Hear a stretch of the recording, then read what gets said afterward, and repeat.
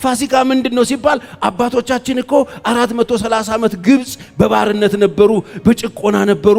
በጮሁ ጊዜ ባለቀሱ ጊዜ መከራ በስቶባቸው እግዚአብሔር ፊት ባሉ ጊዜ እግዚአብሔር ሰምቶ በ10 ተአምራት በመጨረሻም የግብጽን በኩር ገሎ ያንን ነገር ሲያደርግ እያንዳንዱ እስራኤላዊ ቤት ደም የበግ ደም ተቀብቶ በዛ የበግ ደም ምክንያት አጥፊው ቤታቸው እንዳይገባ ተከለከለ።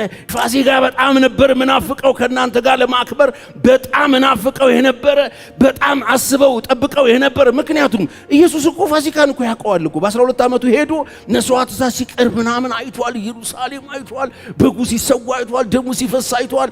ይሄን ያውቀዋል። ከሆነ ዓመት በኋላ ከ18 ዓመት በኋላ መጥቶ ይሄን በግ እንደሚተካው ያውቃል። ከዛ በፊት ፋሲካ ነበረ እኮ ዘጸአት ላይ ነው የተጀመረው። ያኛው ጥላ ነው። ያ የበግ ደም ጉበኑ ተቀብቶ አጥፊው እዛ ቤት እንዳይገባ ይከለክል ነበር፣ ቤትን ይከልል ነበር። ይሄኛው የበግ ደም ይሄ በግ ደም አጥፊው ብቻ ከዘላለም ሞት የሚታደግ ደም ነው። ክብር ለኢየሱስ ይሁን። እኛ ሰዎች በጣም ለማዶች ነን፣ ታውቃላችሁ። በጣም ለማዶች ነን። ከለማድነታችን የተነሳ ተረት ሁሉ አለን። ሰዎችን በጣም ከመቅረባችን በፊት ከማግኘታችን በፊት ብርቅ የነበሩብን ሰዎች፣ በጣም እንወዳቸውና አከብራቸው የነበሩ ሰዎች፣ በጣም ኤክሳይትድ እንሆንባቸው የነበሩ ሰዎችን ተዋውቀናቸው ከዛ ጨብጠናቸው ሰላም ካልናቸው በኋላ ከተግባባን በኋላ ከዛ ከሳምንት በኋላ እንንቃቸው። አወኩሽ ናኩሽ የሚሉ ሁሉ ቢላል።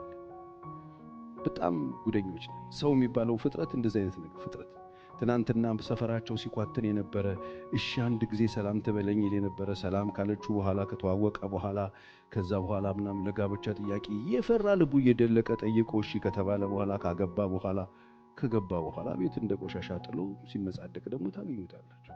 ያ እንደዛ ያብድ የነበረ ያለቅስ የነበረ ደጅ ጠና የነበረ ሰው ነው እንደዚህ የጠገበው። እንደዛ ያከብረኝ የነበረ ግርሽን ልጠብ የነበረ ሰውዬ ነው እንደዚህ ሆኖ ይባላል። ደግሞ በጣም ብርቅ ሆኖብን በቃ ስራ ፈልገን ልክ አግኝተን ስራ ላገኝ ብቻ ብለን ስራውን ካገኘነው በኋላ ስራውን ከገባን በኋላ የመጀመሪያ ደሞዝ ከበላን በኋላ ሁለተኛ ወር ላይ እንደነገሩ ያንን ስራ ንቀን ሌላ ምናስብ ሰዎች የተለያየ ሀገርም የሚሄድ በቋንቋም ጥና ጸልየን ፓስፖርት ይዘን በየቸርቹ ዞረን ቪዛውን አግኝተን ከሄድን በኋላ ምን ቀን ነው እዚህ ውስጥ የገባሁት ማይል ማን አለ? በጣም ምንገርም ፍጥረቶች እና በጣም እንለምዳለን። እና ኑሮንም እንደዚህ ነው የምንለምደው፣ ህይወትንም እንደዚህ ነው የምንለምደው። ብርቃችን የነበረ ጫማ ብርቃችን የነበረን ሰዎች መኪና ስንገዛ ኖርማል ሆኖብናል። እንዲው አንድ ክፍል ቤት ባገኘን ያልን ሰዎች በጣም ብዙ ክፍል ቤት ውስጥ ቁጭ ብለው ተራ ሆኖባቸዋል። ሰላም አጥተው ረፍት አጥተው እየተጣሉ ተደባብረው ይኖራሉ። ትናንትና በጣም ብርቅ የነበረ ሚላስ የሚቀመስ ይናፍቁ ይፈልጉ የነበሩ ዛሬ የተትረፈረፈ ነገር ውስጥ ሆነው ሁሉን ንቀውት ተራ ሆኖባቸው ትናንትና ሩቅ ሆኖባቸው ይናፍቁት ይቋምጡለት የነበረው ይናፍቁት ይፈልጉት የነበረው ነገር ካገኙት በኋላ ተራ ነው።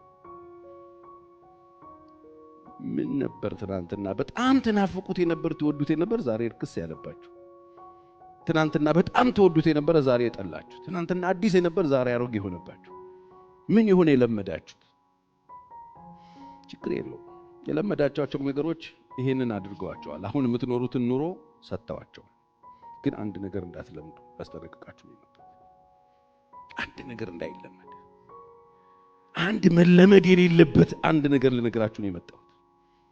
ጌታ ኢየሱስ ክርስቶስ በስጋ ወራት በምድር ህይወት በኖረ ጊዜ 30ኛ ዓመት ላይ መጥቶ ጥምቀት ሥርዓቱን ከፈጸመ በኋላ በዮርዳኖስ በዮሐንስ ከተጠመቀ በኋላ መንፈስ ቅዱስ ከሰማይ ወርዶ በርግብ አምሳል አባቱ ሰማይን ከፍቶ የምወደው ልጄ እርሱ ነው እሱን ስሙት ብሎ ከተናገረበት በኋላ ወደ ምድረ በዳ ያንን መከራ ያንን ፈተና በዲያብሎስ ተፈትኖ ያለፈ ኢየሱስ ከዛ በኋላ ከወጣ በኋላ ተአምራት ያደረገ አጋንንቶች የእግዚአብሔር ልጅ መሆኑን እያወቁ እየጮሁ ጊዜያችን ሳይደርስ መጣብን ያሉ ይፈሩት የነበረ ያስጨናቂ ያስፈሪ የሚገርም ጌታ መናፍስቶች የሚጠረጉለት ትንሽ ትልቁ የሚፈራው አስፈሪ ጌታ በሽታ እሱ ሲመጣ መቆም አይችል ጠማማው የሚቀናለት እውሩ የሚበራለት መናፍስቶችን የሚያስወጣ በሽታን እየነጣቀለ ከየመንደሩ የሚያወጣ እስራትን የሚፈታ በቦልድነስ ይወጣ የገባ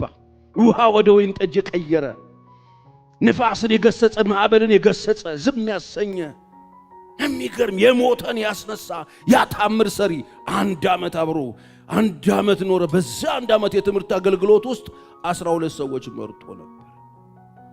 12 ሰዎች አብረውት ይወጡ ይገቡ ነበር። ከሱ ጋር ነበሩ 1 ዓመት። እመኑኝ ኢየሱስ ክርስቶስ የመጀመሪያውን ዓመት ፋሲካ እንደማንኛውም ሰው አክብሯል። ቁጭ አብሯቸው ፋሲካ ተብሎ ፋሲካ ዘጸአት ላይ የሆነውን ያ የማለፍ ስርዓትን ፋሲካ በየዓመቱ ይከበር ስለነበረ ያንን ፋሲካ ኢየሱስ ክርስቶስ አብሯቸው አከበረ። አብሯቸው አከበረ። ፋሲካ የሚያከብር ጌታ ነው። አብሮ አከበረ። ምንድነው ፋሲካ ሲባል? አባቶቻችን የወጡበት አባቶቻችን ከዛ ከጨለማ ውስጥ የ430 ዓመት ከግዞት ውስጥ እግዚአብሔር በጸናና በበረታ ክንድ ሰብሮ ያወጣቸው ተአምራት ያደረገበትን እሱን እያሰበ አብሯቸው ኢየሱስ አከበረ። አትጠራጠሩ። ፋሲካን አድርጉ። የመጀመሪያ ዓመት ፋሲካ የሚያከብር ኢየሱስ አሁንም ሁለተኛውን ዓመት እየሰራ ኖረ፣ እያስተማረ ኖረ። ተአምራት አሜዚንግ የሆነ አገልግሎት እየሰጠ በጣም የሚያስገርም አገልግሎት እየሰጠ ፈሪሳውያን የሚጨነቁበት የሚደነግጡበት ባለፈበት ባገደመበት የሚገርም ተአምራት እየሰራ ሁለተኛውን ዓመት ኢየሱስ አትጠራጠሩ ፋሲካ አክብሮ ሶስተኛውን ዓመት ግን ሌላ ነገር ነው ያለው።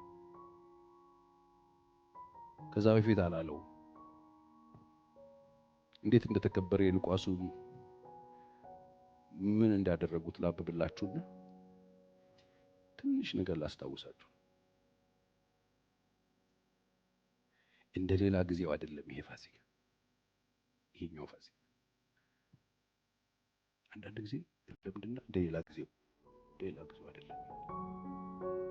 እንደዚህ ይላል ሉቃስ 22 ፋሲካም የሚባለው የቂጣ በዓል ቀረበ።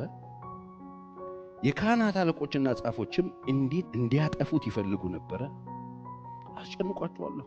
3 ዓመት ግልብጥጧን ያወጣው ከተማ ሀገሩ እንዴት እንዲያጠፉት ይፈልጉ ነበር። ህዝቡ ይፈሩ ነበር። ህዝቡ ማለት በጣም ብዙ ህዝብ ነው። በዙሪያ ያለው ይፈሩ ነበር። ሰይጣንም ከ12ቱ ቁጥር አንዱ በነበረው ያስቆሮቱ የሚባለው በይሁዳ ገባ። ሄዶም እንዴት አሳልፎ እንዲሰጣቸው ከካህናት አለቆችና ከመቅደስ አዛዦች ጋር ተነጋገረ። እነርሱም ደስ አላቸው፣ ገንዘብም ሊሰጡት ተዋዋሉ። እሺም አለ። ህዝቡ በሌለበት አሳልፎ እንዲሰጣቸው ምቹ ጊዜ ይፈልግ ነበር። 4 ከዛስ ፋሲካንም ሊያርዱበት የሚገባው የቂጣ በዓል ደረሰ። ጴጥሮስንና ዮሐንስን ፋሲካን እንድንበላ ሄዳችሁ አዘጋጁልን ብሎ ላካቸው። በቃ እንደሌላው ጊዜ ነው። ሂዱና አዘጋጁ፣ ፋሲካ ደረሰ። ፋሲካ ነው እንላለን። ፋሲካ ደረሰ እያለ ሰው የሚያስበው ፋሲካ ደረሰ እያለ በግ ነው ይበላው። ፋሲካ እየደረሰ እያለ ዶሮ ነው ይበላው። ፋሲካ ደረሰ እያለ ጨርቅ ይቀየራል። ፋሲካ ደረሰ የተለመደ ፋሲካ ነው የመሰላቸው አላቸው። ወዴት እናዘጋጅ ዘንድ ትወዳለህ አሉት። የት ነው የምናዘጋጀው ዘንድሮ? እርሱም አላቸው እነሆ ወደ ከተማ ስትገቡ ማድጋ ውሃ የተሸከመ ሰው ያገኛችኋል። ወደሚገባበትም ቤት ተከተሉት። ለባለቤቱ መምህሩ ከደቀ መዛሙርቴ ጋር ፋሲካን የምበላበት እንግዳ ቤት ክፍል ወዴት ነው ይልሃል በሉት። ያም በደርብ ላይ ያለው የተነጠፈ ታላቅ አዳራሽ ያሳያችኋል። ከዚያም አሰናዱልኝ። ሄደውም እንዳላቸው አገኙትና ፋሲካን አሰናዱ። የሚገርም ነው። ኢየሱስ የሚላቸው ነገር እንዳለ ሄደው እንዳላቸው አገኙት ይላል። ከዛ አዘጋጁለት። በሰዓቱም በደረሰ ጊዜ ለ12ቱ ሐዋርያት ጋር በማዕድ ተቀመጠ። እንደ ሌላ ጊዜው ነው ፋሲካ ይመስላቸው። እነርሱም ከመከራዬ በፊት ይህንን አምና አላላቸው፣ ካቻምናም አላላቸው። አሁን ነው ከእናንተ ጋር ይህን ፋሲካ ልበላ እጅግ እመኝ ነበር። በቃ ይህን ፋሲካ በጣም ናፍቀው ነበር። ይህ አዲስ ፋሲካ ነው። ይኸውላችሁ ዛሬ ፋሲካን እንደ ነገሩ እያከበራችሁ የምታልፉ ክርስቲያኖች፣ ፋሲካን እንደ ነገሩ እያከበራችሁ ዝም ብላችሁ እየዘለላችሁ ቀይ ለብሳችሁ ነጭ አርጋችሁ ከከረባት አርገን ፎጣ ወለብልበን የሆነ ነገር ይሄ ኢቨንቱ ትርምሱ ላይ ያሳለፋችሁ የምታልፉ ሰዎች ይሄኛውን ፋሲካ ቢያንስ ጆሮአችሁን ከፍታችሁ ስሙኝ።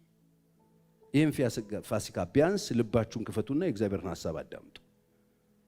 እመኝ ነበረ እናፍቀው የነበረ ፋሲካ ነው። ይሄ ፋሲካ ከሌሎቹ ፋሲካዎች በጣም የተለየ ነው። በጣም እናፍቀው ነበር። ኢየሱስ እኮ ነው።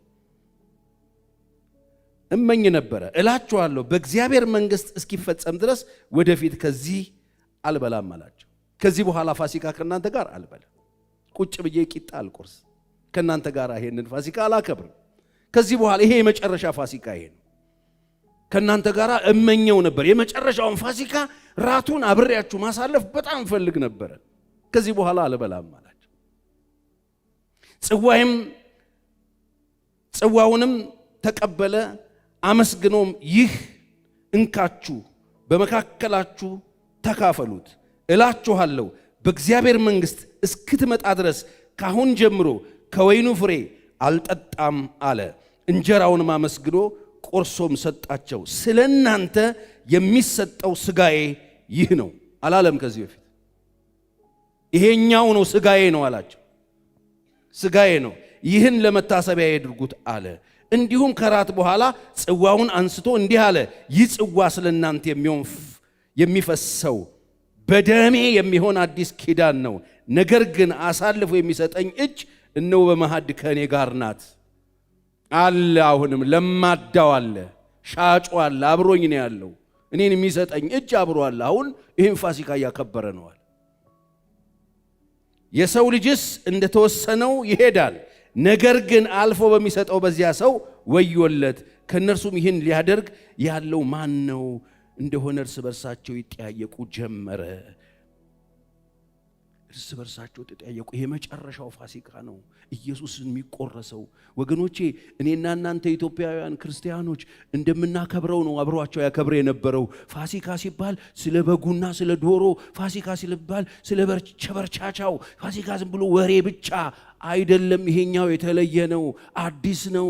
ምክንያቱም ኢየሱስ ሁለቱም ፋሲካ ዘጸአትን እያሰበ ነው አብሯቸው ያደረገው። ይሄኛው አዲስ ነው፣ ይሄኛው ሌላ ነው። ይሄኛው ስጋ የሚቆረስበት ነው፣ ይሄ ደሜን የምትጠጡበት ነው። ይሄ ከዛ በኋላ አሮጌው ላይ የነበረው ፋሲካ አይደለም፣ ይሄ አዲስ ፋሲካ ነው። ምንድነው እሱ ሲባል እኔ የምታረድበት ነው፣ እኔን ደሜን የምትጠጡበት ነው፣ እኔ ሞቼ ህይወት የምታገኙበት ነው። ያኛውን ፋሲካ ስናከብር ሁለቱም ፋሲካዎች ከዛ በፊት ያከበረው አብሯቸው ከዚህ በፊት ይከበር የነበረው ፋሲካ እስራኤል ከግብጽ እንዴት እንደወጣ ይህ ምንድነው ብለው ልጆቻችሁ ከጠየቋችሁ ይህንን ንገሯቸው የተባለ ነው። ተሰብስበው የሚያወሩት እኮ ይህንን ነው። ፋሲካ ምንድነው ሲባል አባቶቻችን እኮ 430 ዓመት ግብጽ በባርነት ነበሩ፣ በጭቆና ነበሩ። በጮሁ ጊዜ ባለቀሱ ጊዜ መከራ በስቶባቸው እግዚአብሔር ፊት ባሉ ጊዜ እግዚአብሔር ሰምቶ በ10 ተአምራት በመጨረሻም የግብጽን በኩር ገሎ ያንን ነገር ሲያደርግ እያንዳንዱ እስራኤላዊ ቤት ደም የበግ ደም ተቀብቶ በዛ የበግ ደም ምክንያት አጥፊው ቤታቸው እንዳይገባ ተከለከለ። ደሙ የምኑ ደም? የበጉ ደም፣ ያ ጥላ የሆነው ደም። የበጉ ደም ጉበል ላይ ተቀብቶ ልጆቹ አልነበሩም እና ምን አደረገ? የተቀባበት ቤት ውስጥ ሞት አይገባም ነበረ። የተቀባበት ቤት ውስጥ አጥፊው አይገባም ነበረ። እዚህ የተቀባውን ያልፍና ያልተቀባው ቤት እየገባ ይገድል ነበረ። በኩር እሺ ልጆቹ ተሰብስበው ፋሲካ ሲከበር እንደዚህ ነው። ከዛ በኋላማ ያበጽኑ ባርነት ውስጥ ይዞን የነበረው እስራኤልን ያስጨንቅ የነበረው አባቶቻችንን በቃ ውጡልኝ ሂዱልኝ አለ። እስራኤል ንቅል ብሎ ሀገሩን ጥሎ ወጣ። ከዛ አልበቃ ብሎት ከኋላ ሲያሳድዳቸው ነበር ብለው ታሪኩን ይነግሯቸዋል። ፋሲካ ይሄኛው ሌላ ነው አለ ኢየሱስ። ይሄ አዲስ ነው አለ። ይሄን ፋሲካ አብሬያችሁ ላከብር ናፍቅ ነበረ። ይሄኛው አዲስ ነው፣ የኔን ስጋ የምትበሉበት ነው፣ የኔን ደም የምትጠጡበት ነው። ይሄ ተበርቻቻ ያንን ከበሮ እያሰባችሁ የግብጽ ባርነትን እያሰባችሁ ሳይሆን የዘላለም ሞታችሁን እያሰባችሁ የዘላለም ጥፋታችሁን እያሰባችሁ እሱን ጥፋት እንዳትጠፉ እሱን ሞት እንዳትሞቱ ደሜን ማፈስበት ነው። እንካችሁ ብሉ። አዲስ ነው፣ አዲስ ነው። ፋሲካ ሲባል የምታስቡት ምንድነው? ይሄ ፋሲካ በየዓመቱ እየተሰበሰብን ለልጆቻችን ፋሲካ እያልን በግ ተራ ዶሮ ተራ እየተጋፋን በሆነ ትርኪ ሚኪ ነገር ውስጥ የምናሳልፍበት አይደለም። ኢየሱስ ሞቷል። ስለ ኃጢአታችን ኢየሱስ ደሙን አፍስሷል። ወገኖቼ ስለ ፋሲካ ይሄንን ፋሲካ ሰው እውነት ቢገባው ይሄንን ፋሲካ ይሄንን የክርስቶስ ኢየሱስ ክርስቶስ የመስቀል ሥራ ሞቱን፣ ስቃዩን፣ መከራውን ታውቃላችሁ። ሂዱና አሁን አንብቡት ሉቃስን። ይገርማል። ኢየሱስን ልክ ከያዙት በኋላ ምን እያደረጉ እንዴት እንዳንገላቱት መዳኛችንን። ከዛ ሰደቡት ይላል፣ አዋረዱት ይላል፣ አንጓጠጡበት ይላል። እስቲ ትንቢት ተናገር ይሉታል። ፊቱን እየሸፈኑ ይመቱት ነበረ፣ ያሰቃዩት ነበረ፣ ጥፍጥፍ አርገውታል። እስቲ ትንቢት ተናገር የኛ ነብይ ይሉታል። የሚታረደው በግ በሸላቾቹ ፊት ወገኔ ስለ ፋሲካ ስታስብ ኢቨንት ነው ይመጣብህ። ይሄኛው ሌላ ነው አለ። ይሄንን ከናንተ ጋር ላከብር ናፍቀው ነበር አለ ኢየሱስ። ይሄኛው ሌላ ነው። ይሄኛው ቸበርቻቻ አይደለም። ይሄኛው ያኛው አይደለም። ይሄኛው ሌላ ነው። ይሄ የኔ ስጋ ነው። ይሄ የኔ ደም ነው። ይሄን ናፍቀው ነበር። ደግሜ አልጠጣውም። ደግሜ ፋሲካን አላከብርም። ምክንያቱም ከዚህ በኋላ አብሬያችሁ ሁለቱን አክብራለሁ። ከዚህ በኋላ የምታከብሩት ፋሲካ ይሄ ነው። የኔ ደም ነው። የኔ ስጋ ነው። ለልጆቻችሁ የምትነግሩት ምንድነው? ኢየሱስ እንደሞተላቸው ነው የምትነግሩት? ደሙን እንዳፈሰሰላቸው ነው የምትነግሩት? ፋሲካ ምንድነው ለእናንተ? ይሄ ሌላ የለመዳችሁ ሰዎች ለማዳዎች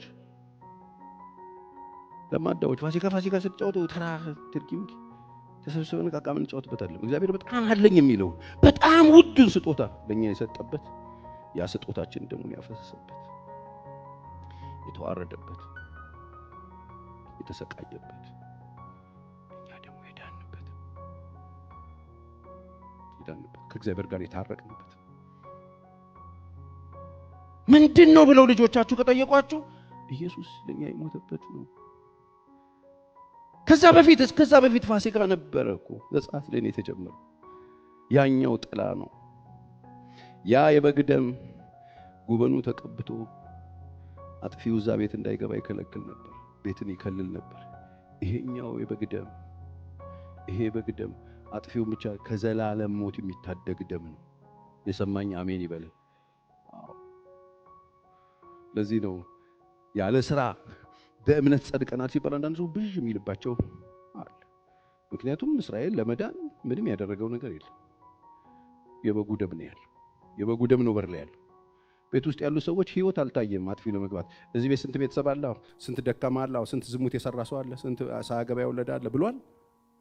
ብሏል ወይ? እዛ ቤት ለመግባት የሰዎቹ ሁኔታ ተጠይቋል? አልተጠየቀም።